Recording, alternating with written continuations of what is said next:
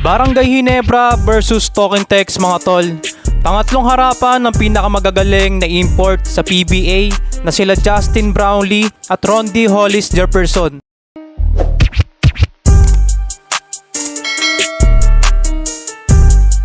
Kung ang Meralco Bolts ay kontrapelo nila ang Ginebra, ang Ginebra naman ay maituturing nilang kontrapelo ang Token Text mga tol.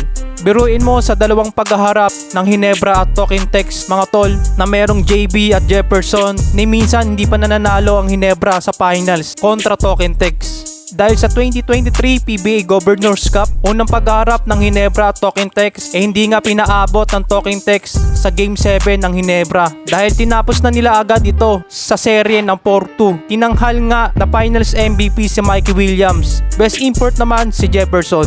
Sa pangalawang